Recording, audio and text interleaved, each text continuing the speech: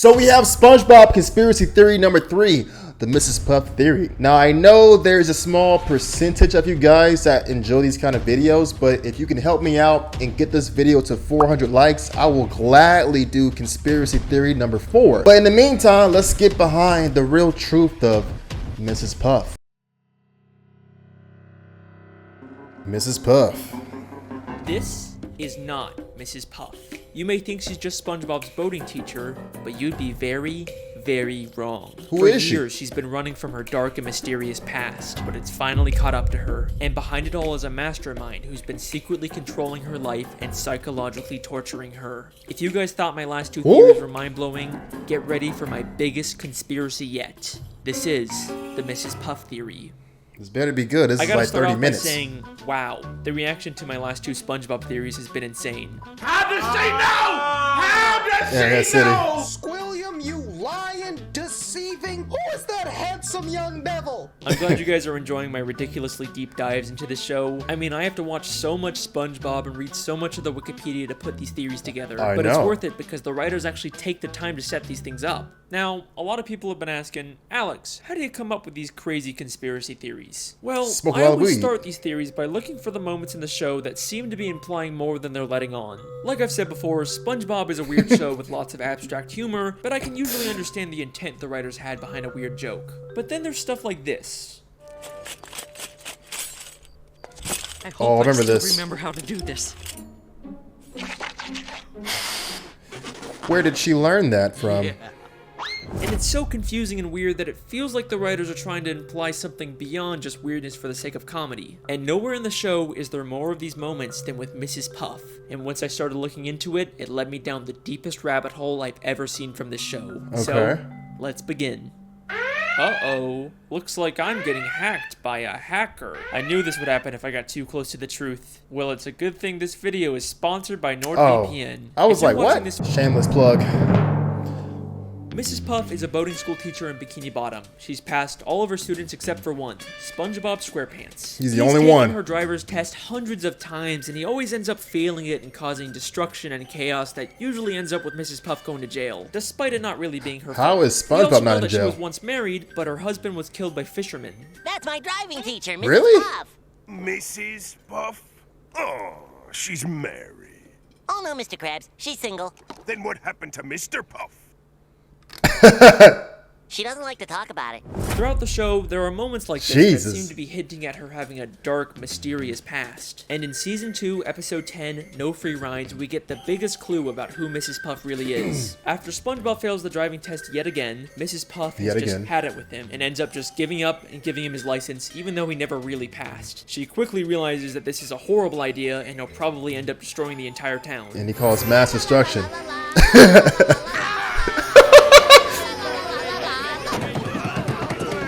So much destruction. This was the most funniest episode. Local consensus places the blame on this negligent, selfish driving instructor who... Remember this clip, because it's going to be very important later on. And then she says this insanely revealing line. What have I done? Everyone will know that I let him slide through school. I'll have to move to a new city, start a new boating school with a new name. No, not again. No, not again. Come on, it's like they're just begging someone to make a theory about this. So we now know Mrs. Puff was originally from a different town. She owned a different boating school, and Mrs. Puff isn't even her real name. There's something in her past that she ran away from. Now, there's been some debate over whether she's actually referring to a new name for herself or for her boating school, but I do think she's talking about her own name, because if she's trying to run away from something in her past, she wouldn't start a new boating school with her real name in the title. Now, when she says again, I don't think she's just referring to starting a new life. Everyone will know that I let him slide through school. Not again. I think at her previous boating school, she had a terrible student just like SpongeBob who she prematurely gave a license to, and it led to something so terrible happening that she had to run away and start a whole new life. In Season 3, Episode 5, Doing Time, we get a flashback to when she first opened up the school. Where did I go wrong? With At the opening of my new boating school, I pledge that as long as a student is willing to learn, I shall never give up. Hi, I'm SpongeBob SquarePants. With the opening of this new boating school, let's keep in mind that this is not her first boating school. Maybe the whole reason she's making this pledge now at her second school is because she gave up on a student at her previous school, and that led to her having to run away and start a new life. She's pledging to never make the same mistake again. Now let's skip ahead to one of the newer episodes. But who was as bad as SpongeBob? That's what I want to know. That's really the answer I want to know. Season 12, episode 21, Lighthouse Louie, where Mrs. Puff has SpongeBob organize all the stuff she keeps in the school's lighthouse. Well, I've actually never seen this one before. In the background, but the first thing that caught my eye was this file labeled Mrs. Puff. It makes sense for a teacher to have files on all their students, but why would she have a file about herself? But let's remember, she's not Mrs. Puff. That's a fake identity she created, and I'm willing to bet all of her fake identification documents are in this file. Back in No Free Rides, she just gives SpongeBob a license that she already had for him. So she clearly makes these licenses and would probably know how to make fake identifications. But that's not the only hint about Mrs. Puff's past in this lighthouse. There is something in here that directly confirms all of this. As SpongeBob swallows all of Mrs. Puff's junk, we see something very interesting for only a few frames. Deranged boat teacher makes getaway. 10 seasons later, we're still hiding stuff about Mrs. Puff fleeing her old life. It might not look like it at first, but we actually get a ton of new information from this newspaper. What? This is from the New Kelp Post, which tells us Mrs. Puff originally lived in New Kelp City. Then there's a caption that reads, distracts authorities with balloons. There's a New Kelp City? Remember that clip from the beginning? I hope I still remember how to do this. Oh, I see. Okay. So whenever Mrs. Puff makes a getaway or commits a crime, she leaves behind a balloon animal to distract the police. I'm telling you guys, these writers don't just do stuff randomly. They have reasons for everything. I feel like little stuff like that are for like the real OG fans who's like been around since the very beginning of SpongeBob. I haven't seen the new episodes, so I would have missed that, but that's pretty interesting. And the most damning piece of evidence from this newspaper is actually the picture of Mrs. Puff. Kind of a strange photo, right? We have seen this exact same photo of her. She looks shook. In the episode No Free Rides, when she imagines what would happen if SpongeBob got his license. Local consensus places the blame on this negligent, selfish driving instructor. This means that this isn't just her imagination of what might happen. This is also her remembering what happened when she lived in New Kelp City and prematurely gave one of her students a license. And I'm willing to bet that the fish reporting the news is the exact same one who reported about her in New Kelp City. Let me explain. Damn! In the episode Whatever Happened to SpongeBob, that reporters from the Bikini Bottom News can also work for the New Kelp City News. But the real reason I think this is because of his hair. In the entire show, we have never seen this fish reporter before. Why would the creators go out of their way to add that detail? Because Mrs. Puff isn't imagining him as he looks now. She's remembering him from years ago when he used to have hair, when he reported about her in New Kelp City. Mrs. Puff has been running from her past ever since, and is now forced to relive her experience with an unteachable student through SpongeBob. But reliving this trauma has pushed her to the point of complete insanity. And trust me when I say that you have no idea how delusional she actually is. That makes sense.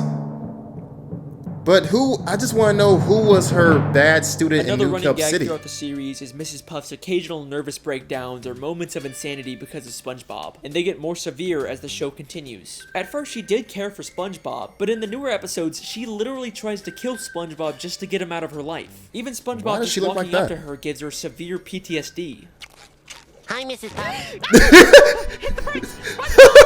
Watch the tree! Laugh! Wait, Mrs. Puff! We're not driving! But these mostly seem like just one-off moments, and for the most part, Mrs. Puff is still a functioning member of society, right? I'm going to show you that she's actually much more insane and delusional than you may think. And some of the episodes she's in take place entirely in her own head. If we're talking about how insane Mrs. Puff is, there is no better place to start than the episode Doing Time. Once again, SpongeBob fails the boating test and causes destruction and chaos, which leads to Mrs. Puff going to jail. SpongeBob keeps breaking into jail to try and bust her out, but Mrs. Puff actually prefers being in jail over teaching him. We actually get another interesting line about Mrs. Puff's past in this episode. Okay, you can do this, Puff. You can get through this without without losing your sanity.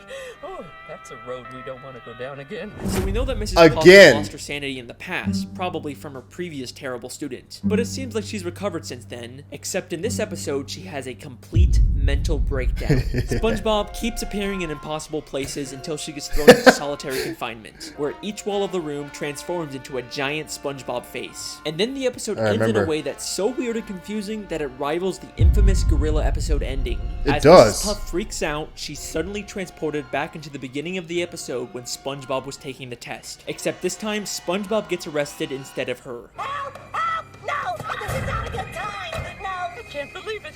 It was all a dream. I'm not going to jail. Why would you go to jail? You already did your time. What? What? That is so crazy. So she's already been to jail before. Is that what he's implying? Forget it. So what's really going on in this episode? Was the ending all in her head? Is Mrs. Puff just caught in an endless loop? I think this entire episode is inside of Mrs. Puff's head, and she's actually on the outside the whole time, but she's been imagining herself inside of prison. I can explain. Listen closely to what the police officer tells Mrs. Puff. I'm not This is getting creepy. to jail. Why would you go to jail? You already did your time. Why would you go to jail? You already did your time. And then revealing she's still in a prison uniform despite being on the outside. So this scene is obviously inside of her head, which means everything we see is symbolic. And if we can understand the symbolism of it, we can understand what's really going on with Mrs. Puff. Notice how she's suddenly wearing a black and white striped prison uniform, even though the entire episode she's been wearing this orange jumpsuit. Why would the creators go to the extra effort to draw a whole new prison uniform for her? Well, we've seen her wear this black and white prison uniform before, the very first time she went to prison back in season 1 episode 7 Hall Monitor. So when the police officer says you've already done your time, he's referring to the first time she went to jail. But why is she still wearing that uniform outside of prison? Well, she may have gotten out of jail, but she was by no means free. Having to teach SpongeBob is a prison in itself, and she manifests that by believing she's in jail and wearing a prison uniform despite being on the outside. This entire episode, every time SpongeBob magically appears, is all inside of her head. She is completely delusional, and hints that she's experiencing these hallucinations don't stop there. Just 6 episodes later, she goes to a house party SpongeBob throws, and while everyone is talking and having a good time, she looks so uncomfortable. She's literally sitting by herself talking to an ice sculpture of SpongeBob. Oh, she's tripping. This isn't intentional. I mean, look at this. This is okay. Now, back in the episode No Free Rides, there is a very strange picture inside of Mrs. Puff's home. It's a picture of Mrs. Puff inside of a picture of Mrs. Puff inside of a picture of Mrs. Puff. Alex, how the hell do you find these things? I've seen so much SpongeBob. I've seen a ton of SpongeBob in my lifetime. Creating an infinite loop. This is something that has confused SpongeBob fans for years. But like everything in the show, there is a reason for it being there. One of the SpongeBob storyboard artists actually called it the biggest mystery in the entire show. That's if you think weird. about it, this is just like the end of Doing Time, where she's stuck in an infinite loop of SpongeBob failing the driving test. Because it's all symbolic of what her life is. Just an endless cycle of SpongeBob taking the test and failing, and no matter what she does to try and escape, she always ends up back in the same place at the end of the episode. So this picture is another symbolic manifestation of what she's feeling. We even see another one of these pictures all the way in season 9, episode 5, Bumper to Who's Bumper. taking the pictures though? That the show is consistently alluding to. Mrs. Puff is an unreliable narrator, and anything we see with her could potentially all be inside of her own head. In fact, I believe I found another episode that takes place inside of her head. In season 9, episode 17, SpongeBob Long Pants, SpongeBob goes to a different boating instructor and actually gets his license. But as soon as he does, we briefly cut to Mrs. Puff waking up. You pass. I finally got my driver's license! Bro, the car is upside down. Lock your doors, bar your windows, it's the end of the world! Now, this seems like it's probably just a throwaway gag where Mrs. Puff somehow senses that SpongeBob got his license, and it causes her to wake up and freak out. You know, it's a good bit, it's funny, but I have a question. If the joke is that she's supposed to be waking up at the exact time SpongeBob gets his license, how come she wakes up at night when SpongeBob clearly gets his license during the day? Because this entire episode actually takes place inside of Mrs. Puff's head. And this is the only part of the episode in the real world. What? Yo, this is blowing my head, bro. I don't know what that was all about, but I'm glad it's over. But let me pause for a second. This is blowing my mind. You're already wondering if this contradicts my previous SpongeBob video, The Television Theory. If you haven't watched that one, the gist of it is that the entire show is a documentary television show. That was pretty good. Everything we see is actually being secretly filmed by scuba divers. And there's a ton of evidence. Which makes a lot of sense. I'm very proud of that video. You should definitely check it out. But if everything's supposed to be from a camera, then how are we seeing things from inside Mrs. Puff's head? In fact, how do we see dreams and flashbacks and thought bubbles? True. Well, I think the simple answer is that even though we view the show through an objective camera lens, the world itself still follows the rules of a cartoon. You can never tell another living soul. Wait, hold on! What's that? My pen is out of ink. Plankton! You'll never get me formula, not even in a flashback. In the world of SpongeBob, you can imagine something and other people can still see, record, or interact with it. Sorry if you hear the lawnmower outside. There's a guy cutting grass. Because that's just how cartoons God damn it! Back to the theory, we know that her insanity has caused her to live a life of delusion, but if you remember back to the Lighthouse episode, she's also become an extreme hoarder, and looking at her collection of junk is like a look directly into her mind, so there's gotta be something we can learn about her from it. There's a picture of her boyfriend, Mr. Krabs, right. The hall monitor belt she gives her students, the mean drawings her students make her, SpongeBob's diary. There's so many callbacks. SpongeBob's diary? Why does she have SpongeBob's diary? The last time we saw that, it was safely put away in SpongeBob's library. What's it doing in her lighthouse? And why does she have Squidward's painting? And a table from the Krusty Krab? Bruh! SpongeBob's bike? And Squidward's teddy bear? And the hair curlers Mr. Krabs had? And that statue of Squidward? Oh! And that crown? And that bucket of radioactive waste? And that jellyfish sign? Oh my god. Mrs. Puff is a kleptomaniac. Mrs. Puff has been stealing from everyone in Bikini Bottom. I can even prove that her pet snail from Season 3, Episode 19 was stolen. My snail is up a tree. I've had her since I was a little girl. That's Cap.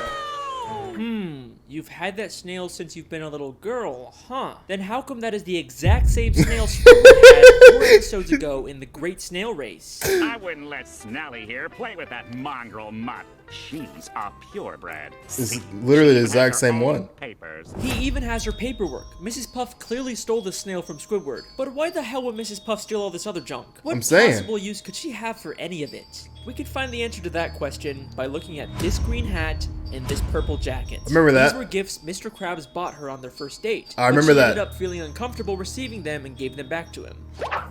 I'm afraid I just don't feel comfortable accepting all these gifts. Except apparently she's not too uncomfortable to steal them back afterwards. So clearly Mrs. Puff isn't stealing. She had to steal it back to make herself feel good. She just steals for the thrill of it. Maybe stealing things is her way of coping with the insanity of her everyday life. And remember, this isn't the first time she's gone insane. You can get through this without losing your sanity. Oh, that's a road we don't want to go down again. In fact, I have reason to believe that she started stealing things way back whenever she first went insane.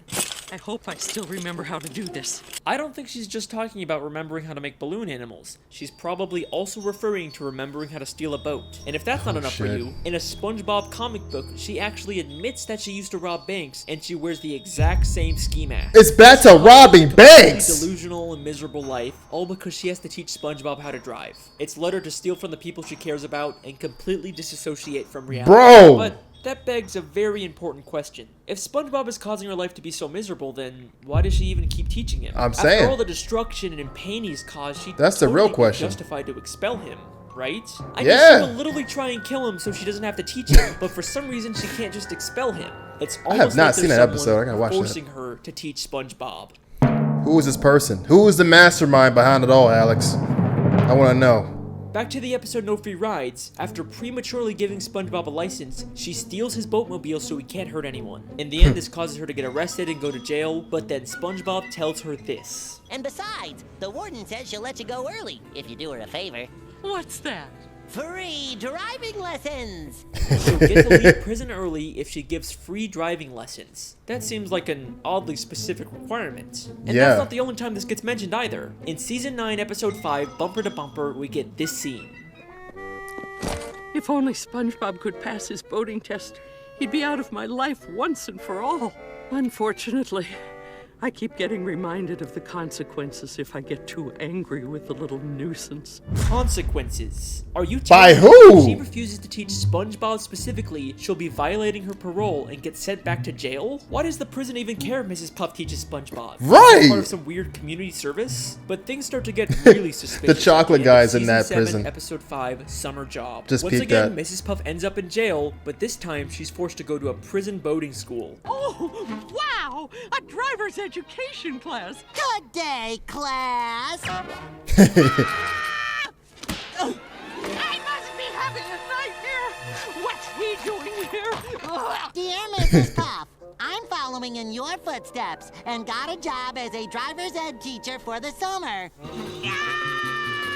Who in their right mind would hire SpongeBob to do this after he's literally destroyed the city countless times while driving? Is this just another one of Mrs. Puff's delusions? Or is the prison intentionally forcing her to be around SpongeBob just to torture her? I mean, It sounds look at the way like the it. guard forces her to sit there and listen to him. Get me out of here! There's definitely more to Look at this. that evil smile he has as he watches her endure this torture. There is something very strange going on with this prison. Then, in Season 10, Episode 8, The Getaway, Mrs. Puff meets a criminal named Dorsal Dan and starts to get romantic feelings for him. This is also while she's still dating Mr. Krabs. Shame on you, Mrs. Puff. At the end of the Mrs. episode, Puff! they both accidentally land in How prison, dare and you. The warden puts him in solitary confinement. Warden, I found this one pulling up outside the prison. Dorsal Dan, the notorious getaway driver. Toss him in the clink. I'll wait for you, my little tender boy. In or out of jail, this prison will Mr. stop Krabs. at nothing to make sure she is alone and miserable. But why? Who's behind all of this? Why would Yeah. anyone care this much about torturing Mrs. Puff? Who's the mastermind pulling the strings? Who is Well, it? Maybe it has something to do with her old life in New Kelp City. Maybe Okay. she crossed someone and they've been plotting their revenge ever since. But I've looked in every single frame of New Kelp City, and there is nothing connecting it back to the prison. I've looked literally everywhere, and there's not a single person from the city that has anything to do Gotta be with Mrs. somebody. Puff. Well, I mean, maybe except for the literal warden of the prison she's being kept in. He Oh! may be hiding slightly off screen, but that is clearly the same warden of the Bikini Bottom prison. And this isn't some random background character that the show reuses all the time. Oh! He's a very distinct character. You can call me out on the Squilliam video all you want, but not That's this true. time. But wait a second.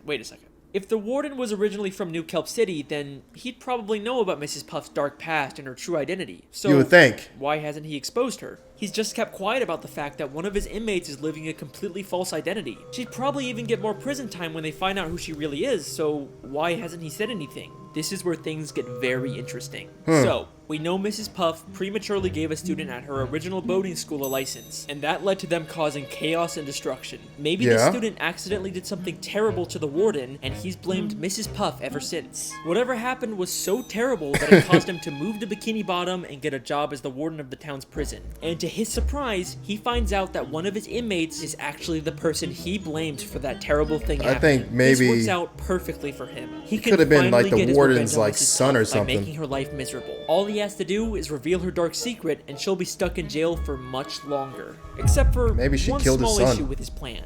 Mrs. Puff actually likes being in prison. One day down, 2,528 to go. Oh, that's just shy of 4 years without SpongeBob. I'm going to enjoy this. Hell So, no. he comes up with a new plan. Keep Mrs. Puff secret and let her out of prison early, but only under the condition that she has to teach SpongeBob. He's literally turning her normal life into a prison. And Yeah. he makes sure going back to prison to avoid SpongeBob isn't even an option for her anymore. But there has to be something that Mrs. Puff did to him to make him want to just torture Mrs. Puff. So I'm thinking that she either caused such massive mayhem, well, her student that she was teaching in New Kelp City caused so much mayhem that I think that it might have got somebody killed that was close to the warden. Maybe. I don't know. Because he'll make sure that SpongeBob is always in there with her. And he's not gonna let her escape and start a new life like she did in New Kelp City. He makes sure to give her an ankle bracelet that doesn't let her leave Bikini Bottom. I can't even leave town without violating my parole. He is the mastermind who's been controlling everything this parole. entire time. But guess what? His insidious plan doesn't even end there. This is not the first time we've seen the Warden character. We first see him in Season 4, Episode 2, Crabs vs. Plankton. In this episode, Plankton slips on some water in the Krusty Krab and decides to sue Mr. Krabs for everything he owns. And then guess who shows up out of nowhere and offers to be Mr. Krabs' lawyer? What I really need is a good lawyer. Whoa, did somebody say lawyer? Richard A. Bottomfeeder, attorney at law. Richard A. I couldn't help Bottomfeeder. but notice that despicable display. Richard A. Bottomfeeder, the warden of the Bikini Bottom prison, is also apparently a lawyer? That's kind of strange. Those it is both strange. Sound like major careers. You usually wouldn't imagine someone being both. Then he says he'll be Mr. Krabs' lawyer completely free of charge. So, how much is this gonna cost me? Actually, I won't charge a dime unless we win. Well, that's awfully generous of you, Richard. He seems very confident that he can win the case, but right before he goes to court, he slips on some water and says SpongeBob will have to be Mr. Krabs' lawyer now. Oh, this is gonna be a slam dunk. Oh! It was intentional! Speak to me! Wrapped with can't move. Looks like you're gonna have to handle this one, son. He's faking it! SpongeBob that he has to represent Mr. Krabs, even though he himself called SpongeBob a liability. Actually, SpongeBob, we won't be needing any testimony from you. Why, you'd be more of a liability than an asset. But it's okay, because apparently all SpongeBob needs to win is inside of Richard's briefcase. Everything you need to win is in this here case. Really? Everything? Except when SpongeBob gets to court, he realizes that Richard never gave him the combination to the case. It's, all in here. Really? Yep, right in here. Is there a problem? Your lawyer didn't give me the combination. Either Richard A. Bottomfeeder is the worst lawyer in history, or this is all part of his elaborate plan to It's part of ruin the Mrs. plan. Puff's life. Here's what I think happened. First, he finds out that Mr. Krabs is being sued, and he wants to ensure that Mr. Krabs loses the case because he wants to destroy any chance Mrs. Puff has at finding love. So he pretends to be a lawyer, even offering his services for free, something Mr. If this is true, then this is massively petty stuff. Holy crap. Krabs can't resist. He makes Mr. Krabs feel confident that they're gonna win the case, and then at the last second, he pretends to get into an accident so he can't represent Mr. Krabs. Instead of finding a real lawyer to replace him, he tells the most incompetent person for the job, SpongeBob, of all that he has people, to be Mr. Krabs' lawyer. And he gives him a case that allegedly has all the answers in it without actually giving SpongeBob the combination, setting him up for a total failure in court. Richard A. Bottomfeeder refuses to let anyone get close to Mrs. Puff, not Dorsal Dan, and not Mr. Krabs. This guy has William levels of hate for Mrs. Puff. I'm saying. But why? What exactly did her previous student do that warrants this much torture? I need to know. As simple as him or his property getting damaged. It has to be something life-changing. Something like losing a loved one because of the student's reckless driving. I'm saying. The show gives us one last hint about who this might have been. All the pictures of Mrs. Puff's house are very meaningful to her. She's got photos of Mr. Krabs, her pet snail, and of course those infinitely photos that told us so much about her mental state. But there is one more photo in this house that might be the key to this. Who the hell is that? In season 12, episode 14, Plankton's old chum, we see a photo of someone we've never seen before on Mrs. Puff's wall. There's some surprising similarities between this character and Richard. The green color, the red bow tie, the overall fancy, serious appearance. It clearly isn't the same person, but maybe this is someone related to Richard, like a father, a son, or a brother that Mrs. Puff's former student killed. Is it an ex? She keeps a photo of him up is to have a permanent reminder to never make the same mistake of giving someone a license who doesn't deserve it. Mrs. Puff is a boating school teacher who once made a terrible mistake that led to the loss of her business, identity, sanity, and any chance at finding happiness. I like to think that there used to be a time when she was happy, back when her husband was still alive. If only he was still around today, maybe she wouldn't have to face all of this on her own. Thank you for watching, everyone. And he wasn't a decorative light. Oh, that ain't it. If I was done, except her husband is still alive. Woo! Let's do this. What? In the SpongeBob movie, SpongeBob and Patrick travel to a gift shop named Shell City that's full of dead fish turned into knickknacks and ornaments. Oh, that's horrible. Except they end up setting off the smoke detector, which and there he activates the is. sprinkler system and brings all the dead fish back to life, including a very familiar looking pufferfish hanging from the ceiling. Mr. Puff is alive. Oh my God. If he's alive and he escaped, then why hasn't he gone back to Mrs. Puff? Why is she still alone? Because remember, she ran away from their home in New Kelp City and started a new identity. So sadly, Mr. Puff has no way of finding her. The tragedy of Mrs. Puff's story is that her happiness is just a city away, but she can never even leave town because that would violate her parole. Richard A. Bottomfeeder probably even knows her husband is alive and is making sure they're never reunited. As the name says, Richard really is a bottom feeder. This video took a ton of time and effort to do all the research for, so I really hope you guys enjoy. Thank you for watching, and thanks to NordVPN for sponsoring this theory. Wait, is that it for real? NordVPN.com/AlexBale or use code AlexBale. That can't be it. There's no way that can't be it. Okay. Wow, that was a smooth ass transition.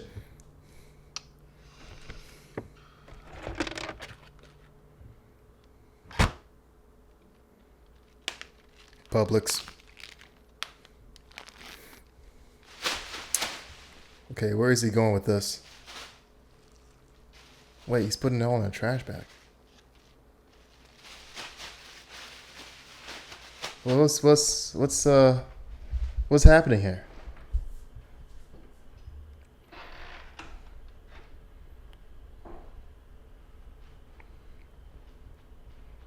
Dang, the cinematography is great. It's like a fucking movie. Oh, wait.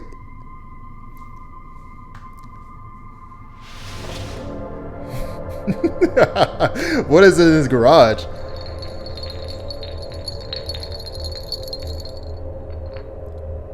Oh, okay.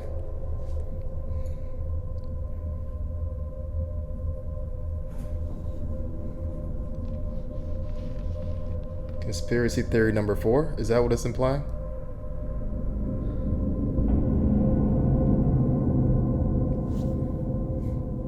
What? Oh my God! Alex, come on, man. But still, I still don't know what exactly happened to, like, okay, so I still don't understand why the warden wants Mrs. Puff to basically live her life in fear and, like, I guess be traumatized all the time. I don't know. What I mean is I don't know why he wants her to constantly be unhappy with, like, her love life. I don't understand. Like, what did she do to him? I just really don't know. And why is Mr. Puff, if he's alive, then why hasn't he came back to Mrs. Puff? That's odd. There's so many questions, but let me know what you guys think. If you guys enjoyed my reaction, make sure you like, share, subscribe. If you want to see the next SpongeBob conspiracy theory, get this video to 400 likes and we'll watch it together, man. But until next time, I'll see you in the next reaction video. Peace!